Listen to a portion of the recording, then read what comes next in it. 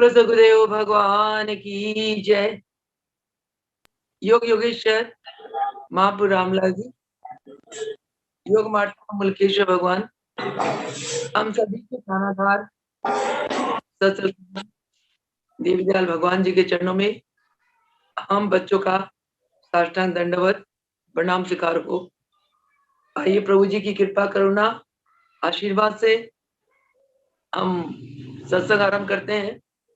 सत्संग आरंभ करने के पहले गुरुदेव को यही प्रार्थना करते हैं, ये गुरुदेव कृपा कर सत्संग में आप जी विराजमान होकर हमें ज्ञान दे, प्रभु जी की जीवन की अलौकिक घटनाओं से हमें अवगत कराए और प्रत्येक घटना की जो दिव्यता है उस दिव्यता को हमें अनुभूत कराए और प्रत्येक घटना से जो हमें ज्ञान लेना चाहिए वो ज्ञान हम आप जी की कृपा से प्राप्त करें और प्रभु जी के जीवन की इन अलौकिक घटनाओं को सुनकर उन घटनाओं को हम अपने हृदय में उतारते हुए उसके अनुसार हम अपना जीवन चलाएं, जिससे प्रभु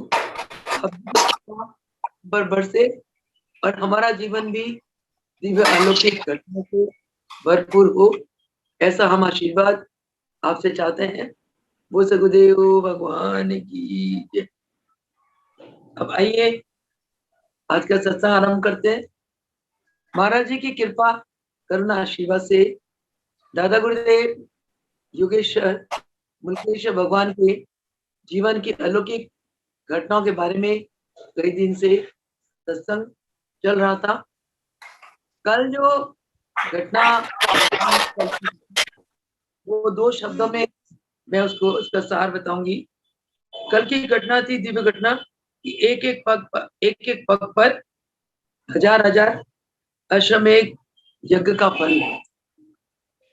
दो शब्दों में बताना चाहूंगी कि किसी भक्त ने रामलाल प्रभु जी से प्रश्न किया, प्रभु सुना है कि कोई ऐसे भक्त भी होते हैं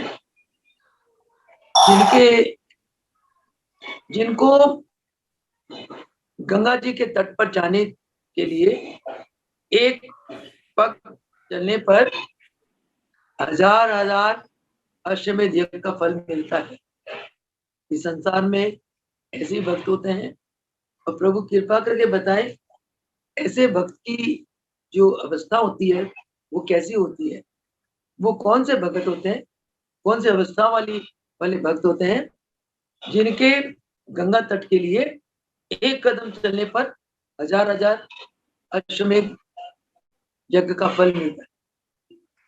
प्रभु रामलाल जी मुल्केश्वर भगवान को इतना प्रेम करते थे कि तकरीबन भक्तों के प्रश्नों का समाधान प्रभु जी मुल्केश्वर भगवान से करवाया करते थे, क्योंकि उन्हें पता था अंतरात्मा से मेरा शिष्य मेरे साथ जुड़ा हुआ है और मेरे शिष्य को सारी मेरी ईश्वरीय शक्तियां सप्लाई हो रही है और मैं जो कहूंगा कहना चाहूंगा वो अपने शिष्य के मुंह से ही बुलवा सकता हूं, क्योंकि भगवान जिस पर कृपा करते हैं उससे सारे कार्य करवा लेते हैं। यानी कि उस अनन्य भक्त की जीवन की नैया को भगवान स्वयं चलाते हैं।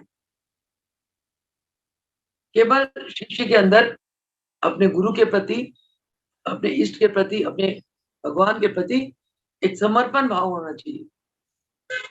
अपना कर्तापन को बिल्कुल हटाकर अपने गुरु, अपने भगवान को, अपने इष्ट को कर्ता मानते हुए उनकी प्रसन्नता में रहते हुए उनकी आज्ञा को पालन करते हुए जो भगत अपना जीवन चलाता है वो अनन्य भगत कहलाता है। और ऐसे भगत पर भगवान सतगुरु इष्ट बहुत कृपा बरसाते हैं।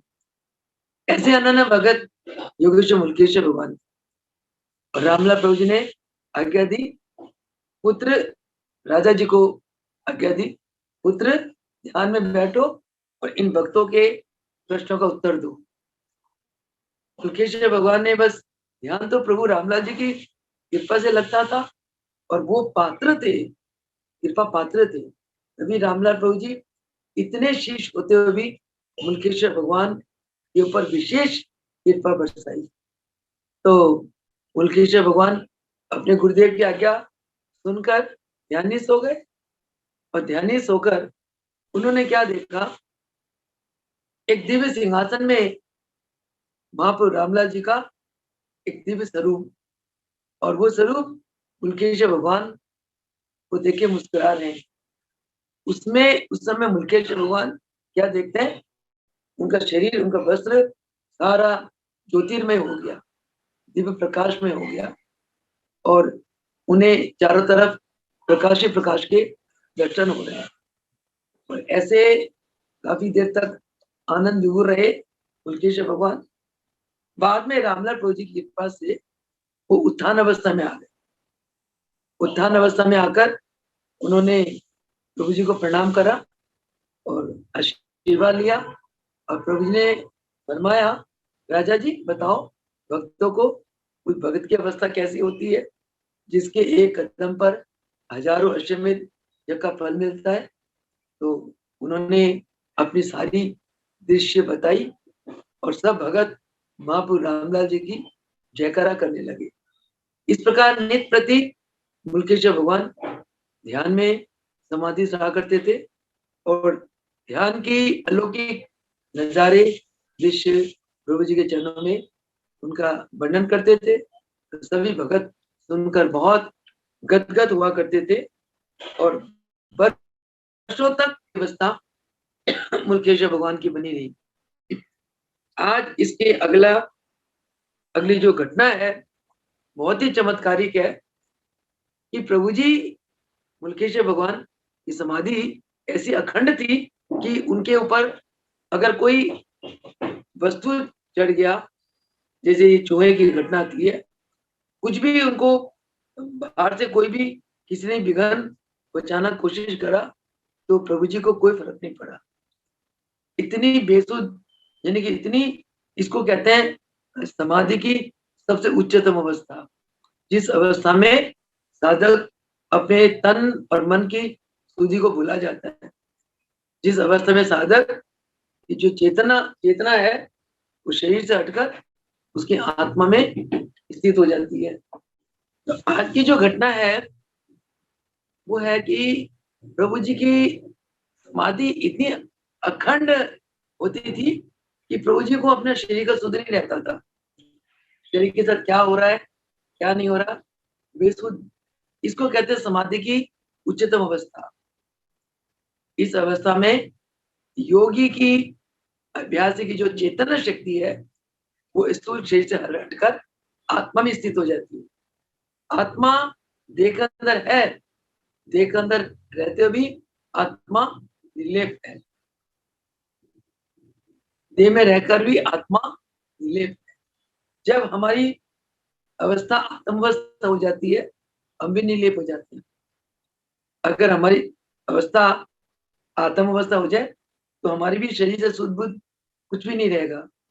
तो ये अवस्था आती है बार बार योग अभ्यास करने से और अपने सदगुरु भगवान की कृपा करुणा आशीर्वाद प्राप्त करने से।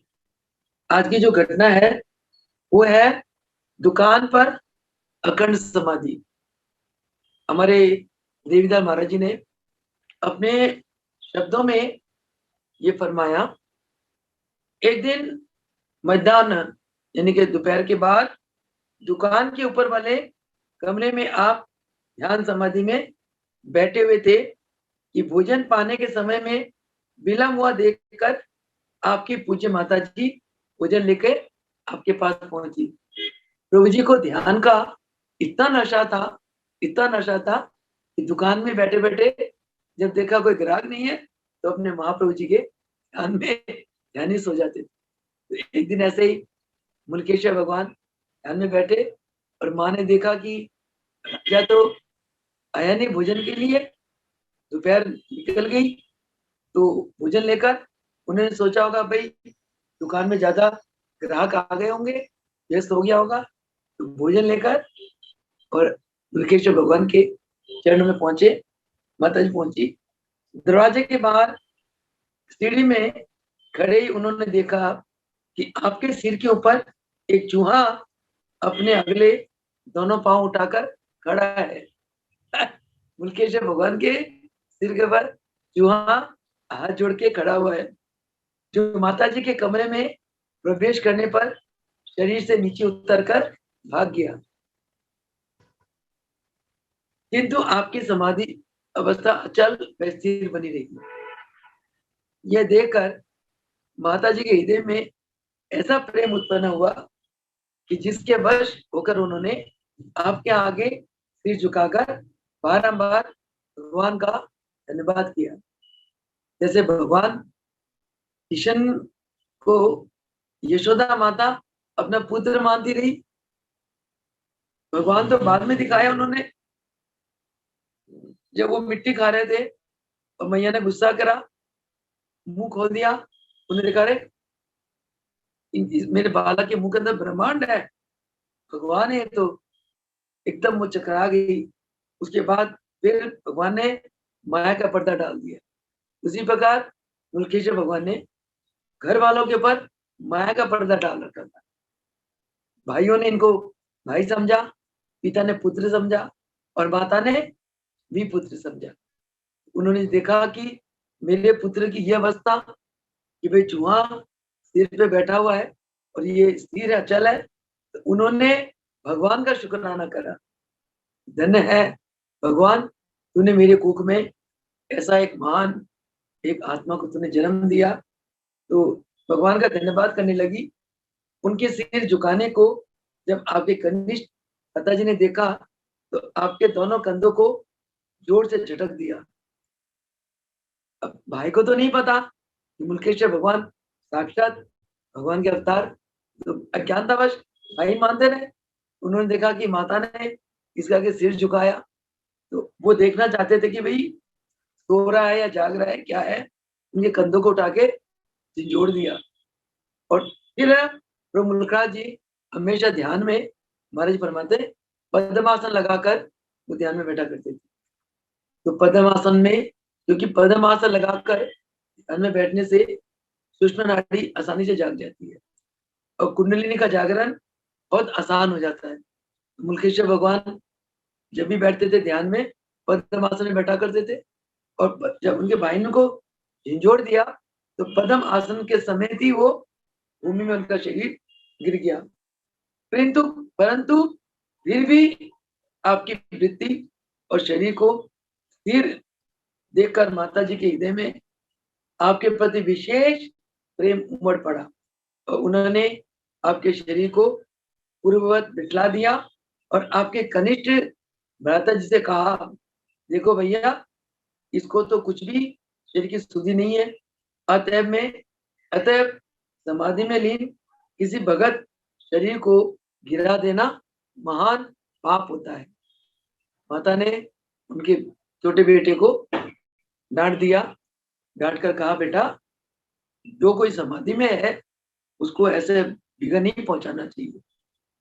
और ये तो भगवान की विशेष कृपा होती है कि जिनको ऐसी समाधि लग जाए कि शरीर की शुद्धि ना रहे, ऐसे समाधि में लीन भगत को अगर हम कुछ भी, जिनकी शरीर का कोई शुद्धि नहीं है, उनके शरीर को अगर गिरा देते हैं, उनके शरीर को कुछ कष्ट पहुंचा देते हैं, ये महान पाप है।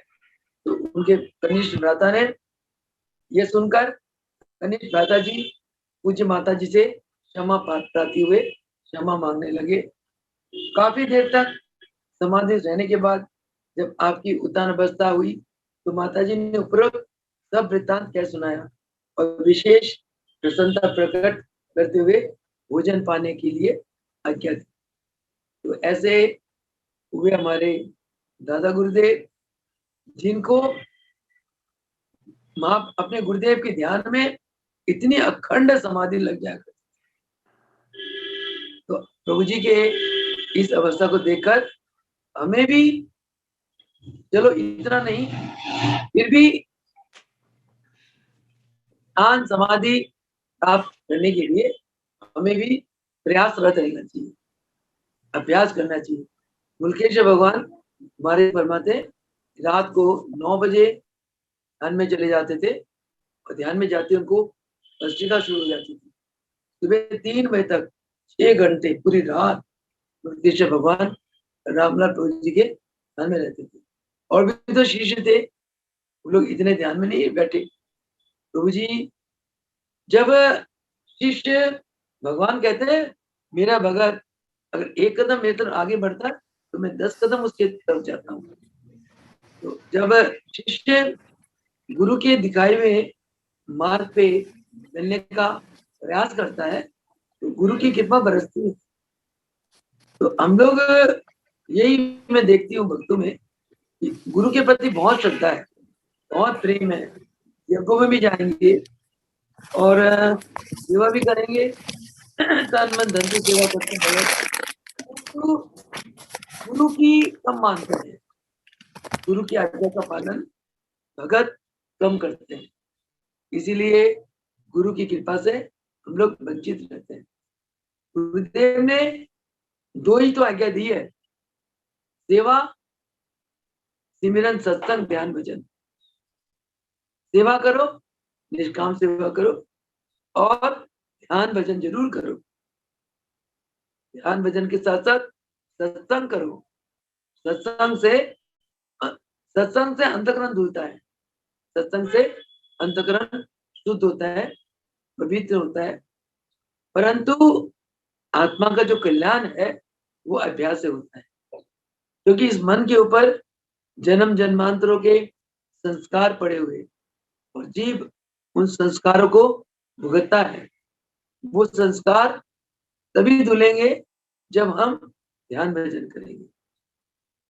ध्यान भजन करने से जिस समय मन प्राणों में लय हो जाता है, चित्त की वृत्तियां शांत हो जाती है, चित्त अपनी चंचल वृत्तियों को अपने अंदर समा लेता है। उसी समय चित्त के ऊपर जितने संस्कार पड़े होते हैं सारे संस्कार धुल जाते हैं, साफ हो जाते हैं। और जैसे ही चित्त की वृत्तियां चित्त में लय हो जाती हैं, उस समय हमारे मन बुद्धि पे हमारी आत्मा का प्रकाश पड़ता है। जैसे समुद्र की ऊपर जो लहरें चलती हैं, पूर्णिमासी की रात में हम चंद्रमा का प्रतिबिंब अगर जल में देखना चाहेंगे, हमें धुंधला दिखाई देता है, स्पष्ट दिखाई नहीं देता। जैसे ही समुद्र की लहरें समुद्र की सतह पे एकदम शांत हो जाती है, सतह के साथ एक हो जाती है, तो चंद्र पूर्णिमासी वाले दिन चंद्रमा की पूरा प्रतिबिंब उस जल में, समुद्र के जल में दिखाई देती है। उसी प्रकार जब तक हमारे चित्त के ऊपर वृत्तियां चंचल रहती हैं, बाहरमुखी रहती हैं, तब तक हमारे चित्त के ऊपर आत्मा का प्रकाश हमें दिखाई नहीं देता और हम आत्मा के प्रकाश से वंचित रहते हैं। और आत्मा के प्रकाश से जब वंचित रहेंगे, आत्म ज्ञान से वंचित रहेंगे, आत्म आनंद से वंचित रहेंगे और आत्म शक्ति से वंचित रहेंगे। जब चित्त की चंचल वृत्तियां चित्त में लय हो जाती हैं, तो हमारे चित्त में आत्मा का प्रकाश पड़ता है और हमें आत्मा का दर्शन होते हैं। और आत्मा के दर्शन से हमारा मनोबल बढ़ता है, आत्मबल बढ़ता है, आत्म ज्ञान मिलता है और तब भगवत कृपा होती है, गुरु की कृपा तब बरसती है। और उस समय हमें ऐसा लगता है कि हम कुछ नहीं करते, हम एक जैसे एक नन्हा बच्चा माँ के गोद में बेसुध होके पड़ा रहता है, बाखबर। वही अवस्था अभ्यासी की होती है। जब आत्म दर्शन करके अभ्यासी को पता चल जाता है कि ये आत्मा यही परमात्मा का रूप है, यही करता है, यही सब कुछ करता है, उस समय हमारा अहम का बिल्कुल विनाश हो जाता है, हमारा अहम शून्य में चला जाता है। और जिस समय अहम शून्य में चला गया तो जीव ब्रह्म के साथ एक हो गया। उस समय जीव की अवस्था एक नन्हे बच्चे की तरह होती है। जो अवस्था मुल्केश्वर भगवान की थी। रामलाल प्रभु जी के चरणों में बाल स्वरूप में रहते थे। हमारे गुरुदेव देवीदास भगवान अपने आप को हमेशा महाप्रभु जी का बालक लिखते थे। हमें पत्र लिखते थे महाराज जी, आशीर्वाद पत्र, उसमें नीचे हमेशा लिखते थे शुभ चिंतक महाप्रभु जी का बालक देवी दयाल। अपने आप को गुरु का बालक वही कह सकता है जिसके अंदर अहम नहीं है, और अहम नहीं है तो शिष्य गुरु का रूप बन जाता है। गुरु ही शिष्य और शिष्य गुरु, वो अंतर आत्मा से एक हो जाते हैं। शरीर रूप से तो पृथक लगते हैं, परंतु आत्म रूप से वो एक हो जाते हैं। तो इस प्रकार हमारे मुल्केश्वर भगवान का ऐसा जीवन, पावन जीवन चरित्र हुआ। और ऐसी अखंड समाधि के ऊपर एक और छोटी सी अलौकिक घटना है। जैसे दुकान में अखंड समाधि लगी, तो ऐसी समाधि तो मुल्केश्वर भगवान को 24 घंटे रहा करते, 14 बरस इस प्रकार समाधि अवस्था में रहे मुल्केश्वर भगवान। वो तो लास्ट में जब रामलाल प्रभु जी अपना शरीर लीला रमाने लगे, तब उन्होंने मुल्केश्वर भगवान को उस समाधि से उत्थान कराया। अगला है मुल्केश्वर भगवान की समाधि के ऊपर एक और। इसी प्रकार एक दिन उसी स्थान पर, यानी कि दुकान पर, प्रभु जी जब कोई खरीदार आता था, ग्राहक आता था, सामान देके फिर समाधि में चले जाते थे। एक दिन क्या हुआ, इसी दुकान पर आपको एक महात्मा जी मिलने आए। महात्मा जी देखा कि इस दुकान में एक बालक जब देखो समाधि में बैठा रहता है। तो ऐसा सुनकर एक महात्मा मुल्केश्वर भगवान के दर्शनों के लिए दुकान पर आए। जब उन्होंने निश्चित समय के पश्चात 1 घंटा बीत जाने पर भी आपको अचल स्थिर समाधि में समाधि देखा, तो उत्थान होने के बाद अनन्य भक्ति भाव से आपको उन्होंने प्रणाम किया और कहा कि आज कलिकाल में किसी जीव को ऐसी अचल स्थिति का प्राप्त होना भगवान स्वरूप श्री सद्गुरुदेव जी की अपार कृपा पर ही निर्भर है। अब आप देखो, रामलाल प्रभु जी की मुल्केश्वर भगवान के ऊपर इतनी अगाध कृपा थी कि ऐसे अचल समाधि इस कलिकाल में महाराज जी फरमाते थे कि करोड़ों में एक आत्माओं को ऐसी अचल समाधि की अवस्था की प्राप्ति होती है। इस प्रकार आपकी समाधि अवस्था की प्रशंसा सुनकर कई महात्मा भक्त लोग समय समय पर आपके दर्शनों के लिए आया करते थे। तो अब इस घटना से हमें यही शिक्षा लेना चाहिए, जब हमारे दादा गुरुदेव इतना ध्यान समाधि में समाधि रहते थे, तो हमें कम से कम इस प्रकार ध्यान में बैठने के लिए जरूर अभ्यास करना चाहिए। हम अभ्यास करेंगे तो गुरुदेव की कृपा अवश्य हम पर पड़ेगी। और इसमें कोई दोहराई की बात नहीं है कि रामलाल प्रभु जी, मुल्खराज प्रभु जी, देवीदास प्रभु जी एक ही शक्ति के 3 रूप हैं। जो ईश्वरीय शक्तियों के मालिक बापू रामलाल जी थे, वही शक्तियों के मालिक मुल्केश्वर भगवान हुए, वही शक्तियों के मालिक देवीदास भगवान। क्योंकि महाप्रभु रामलाल जी ने फरमाया था कि हम 3 रूपों में आएंगे। हम हमारा तीन देह होगा, 3 देहों में आएंगे हम। एक उनका स्वयं स्वरूप, एक मुल्केश्वर भगवान का स्वरूप, और तीसरा स्वरूप देवीदास भगवान का स्वरूप। ये साक्षात महाप्रभु रामलाल जी का अवतारी स्वरूप है हमारे गुरुदेव।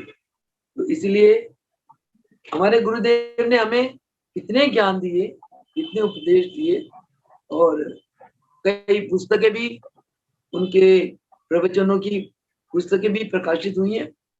हमें उनके ज्ञान को जरूर सुनना चाहिए, ज्ञान के एक एक शब्द को मनन करना चाहिए, और मुल्केश्वर भगवान की जो जीवन की जो लीलाएं हैं, इन लीलाओं को हम अपने जीवन में अपनाना चाहिए, और कम से कम हम प्रयास तो करें। और प्रयास जब हम करेंगे तो गुरुदेव की कृपा, प्रभु जी की कृपा अवश्य हम पर बननी पड़ेगी।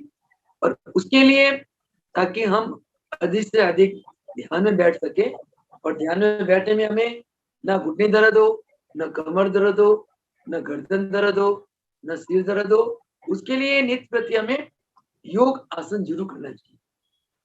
और प्राणायाम के द्वारा हमारी जो संसार में हंसकर जो वृत्तियां बिखर जाती हैं, वो वृत्तियां अंतर्मुखी हो जाती हैं।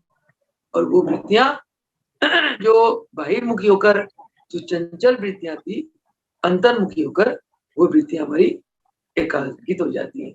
और महाराज जी फरमाते थे, भगवान के दर्शन करने हो, आत्मा के दर्शन करने हो, तो वृत्तियों को एकाग्रित होना अत्यंत आवश्यक। और वृत्तियां एकाग्रित तभी होंगी जब हम अभ्यास में बैठेंगे, और अभ्यास में तभी बैठेंगे जब हमारा शरीर स्वस्थ रहेगा। शरीर स्वस्थ तभी रहेगा जब हम नित्य प्रति आसन करेंगे, प्राणायाम करेंगे, और यदा कदा शुद्धि क्रियाएं करेंगे। शुद्धि क्रियाओं में घृत क्रिया, सूत्र नेति क्रिया, जल क्रिया, जलपान, गजकर्णी, दूधपान, कभी के ब्रह्मदातुन, इन क्रियाओं को करने से हमारा शरीर स्वस्थ रहता है। और हमारी फरमाते हैं, अगर शरीर में मल नहीं है कहीं भी, तो आपका मन अपने आप शुद्ध हो जाता है। कहते हैं जब पेट में मल होता है तो हमारे विचार अशुद्ध हो जाते हैं। अशुद्ध विचार हमें दुख देते हैं। अगर पेट में मल नहीं है, शरीर की किसी नस नाड़ी में मल नहीं है, हमारा शरीर स्वस्थ।